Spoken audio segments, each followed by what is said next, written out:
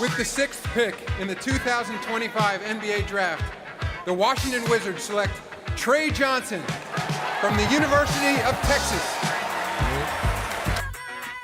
If the newest member of the Washington Wizards is known for one thing, it's shooting.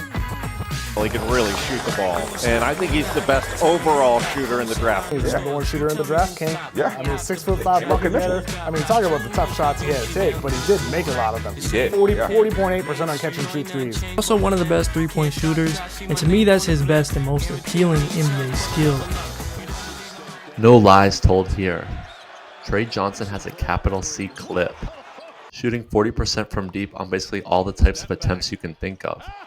The name Tre really is apropos. Rim, he's going to get friendly bounces. Oh, Johnson! 19, Texas. Tre Johnson. Deep shot. Help came from Davis. Tre Johnson pulls from three. He suffered a knee injury. His return won't come tonight. Tre Johnson in transition. That guy. A terrific cut getting to the front of the rim by Samson Johnson.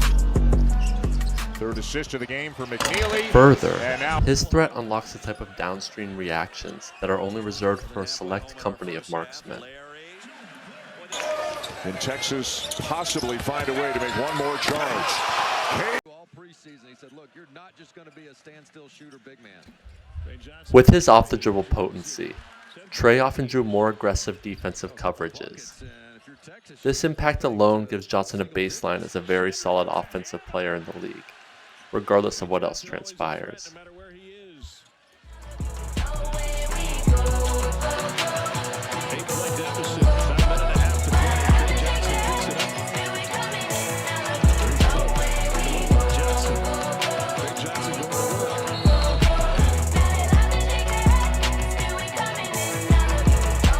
Now, there's a name for this type of player. A whole entire position, in fact. Shooting guard. Right? Not so fast! If shooting is Tre Johnson's calling card, then athleticism is his red label. You can use any measure you want, but the film is also clear as day right in front of us. The Dallas native is not physically or vertically imposing in the slightest. Last year, Arkansas had Florida. Florida just got all over the good Florida team. They got up to a great start to the season. And Luma was at Creighton for a couple of years. Played on an Elite 8 team. And now they're easy.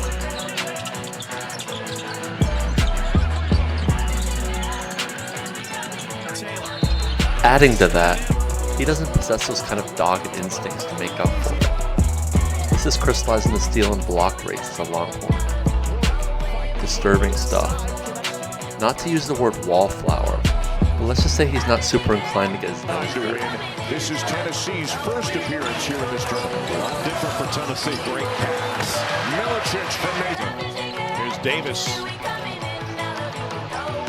Tre Johnson had it knocked out. And So is it hopeless for Tre defensively? Going from college to the pros. Defensively. My fault. I can most definitely see myself improving defensively. The odds are against it. Certain games at Texas, he was clearly a target in off-ball chasing actions. And oftentimes it didn't take much to create an opening. Have some help, Brian. 2 of 7. Texas is from 3. The only 2 made by Kaluma. In which they blew that 14-point second-half lead. This is Foster from 3. Gets it again. As an individual defender, the most you can ask for from Tre is containing the ball, which is actually like to now teammate Bub Carrington. His flashes of anticipation are stifled by the lackluster technique and tools at his disposal. One key area is continuing to loosen his hips, which would allow for a deeper stance.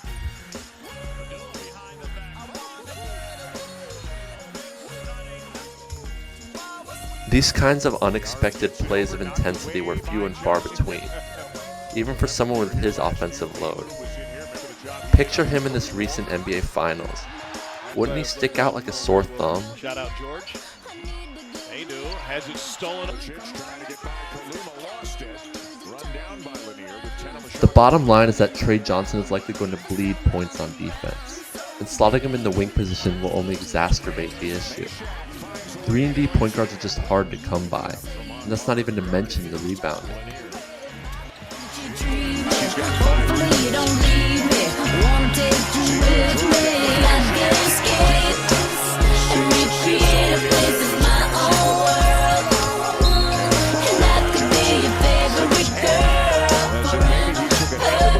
Together and tell me, boy, now wouldn't that be sweet? If I could be sweet, I know I've been a real bad girl. I didn't mean for you to get hurt. We can make it better and tell me, boy, now wouldn't that be sweet? But what if the shameless gunner is actually more of an all-in-one shot creator? That instead of alienating teammates, he can elevate them. That he has the potential to reach certain heights offensively, which make the defensive shortcomings more tenable. Let's take a look.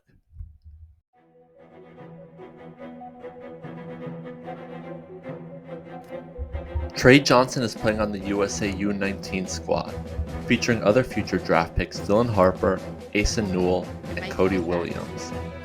See how much less refined he moved back then? No core strength, no lower body stability, tight hips, fawn-like. USA will take on Lebanon Tuesday, while Slovenia will take on Madagascar. This rate of growth in less than 2 years' time is astonishing. Tre continued this evolution at Texas, and not just physically.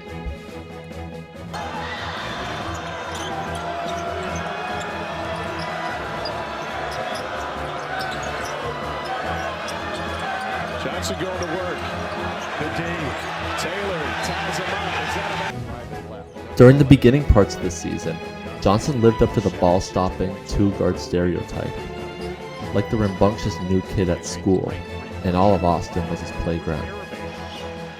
Despite his deep bag of refined dribble combos, Tre wasn't able to create much, if any, separation. Why was that? Wants to clear out, wants some space to drive.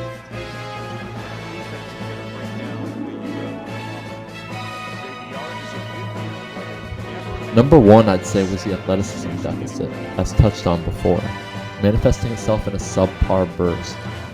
But number two was the lack of a pull-up jumper threat, which would cause amplified reactions to his array of moves.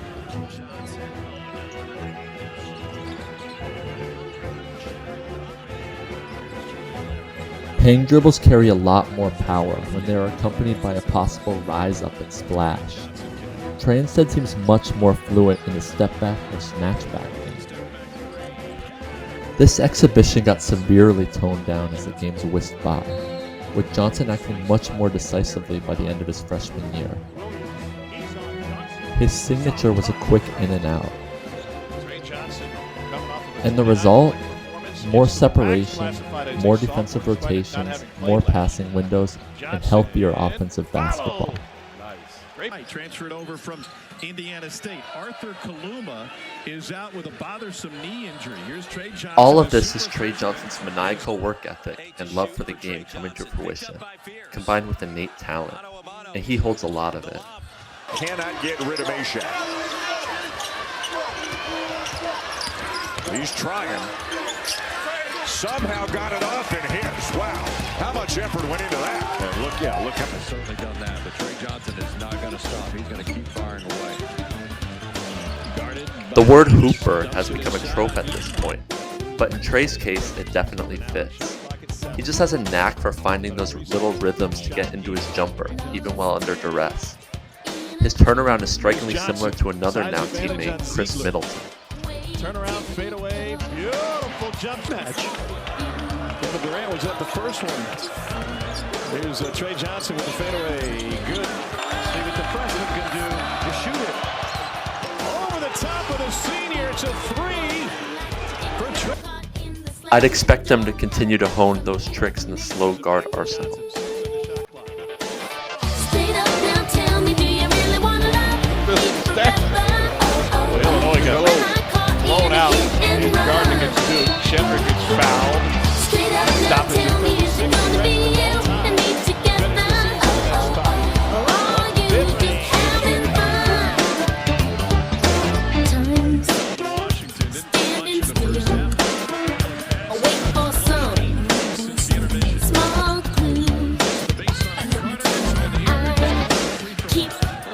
true. When I think your love is true.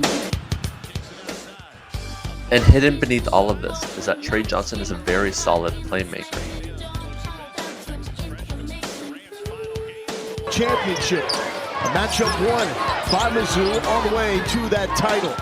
We are... While he misses some of the passes that a Tier 1 facilitator would hit, Johnson's natural vision is evident. First miss from deep for the Hogs tonight. And Texas running the floor. Two-hand. His scoring capability draws tons of eyes, which you could see him feeling out while at Texas.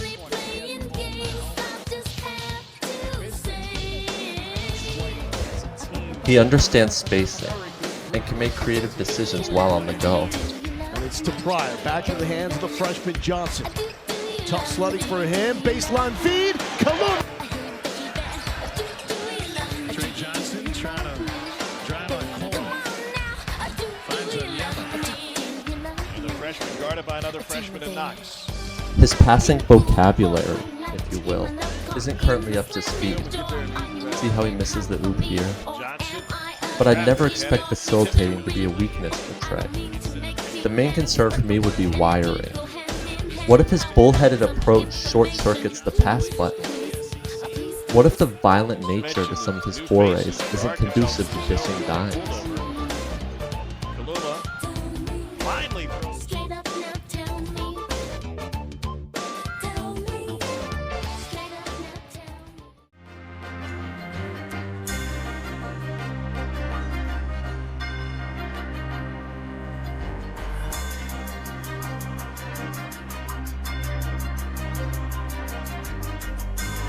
To wrap it all up, I believe the Wizards should put the ball in Tre's hands from the jump.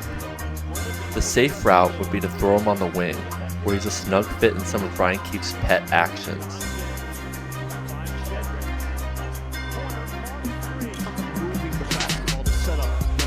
Yeah, he said he didn't want it to stick, but Rodney Terry, obviously that run he made to the Elite Eight Big 12 tournament.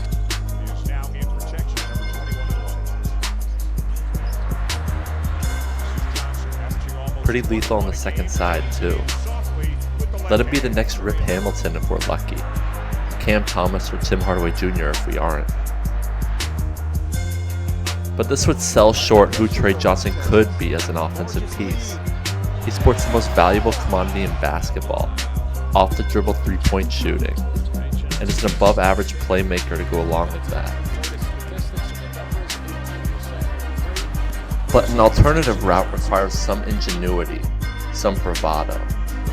Alex Sarr could have just been a pick and pop floor spacer, but Keefe and the coaching staff tilted much of the offense toward him as a rookie. What if Tre Johnson is actually Jamal Murray hiding in plain sight? Give him the room to explore that.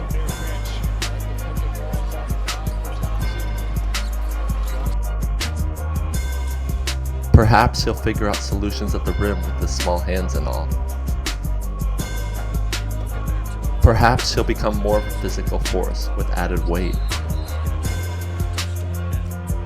Perhaps he'll continue to become more ergonomical with his biomechanics, so he can cover more ground on his moves.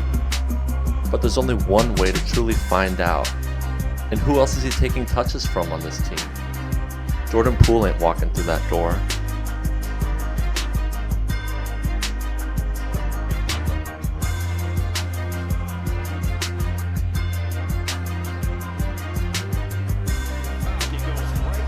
Now it's quite possible that Tre lacks the dynamism to be that offensive engine.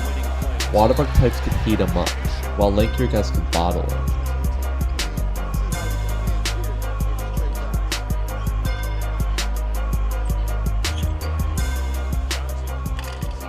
He doesn't process the game like a true point guard. But to me, he's miscast as a wing alongside the Bilal Coulibaly-Keyshawn George duo, due to the defense. It will always put a cap on his value as a player. So why pigeonhole him there, when he could offer so much more offensively? If the bar is Bub Carrington, I'm giving Tre Johnson all he can eat. Thanks for watching.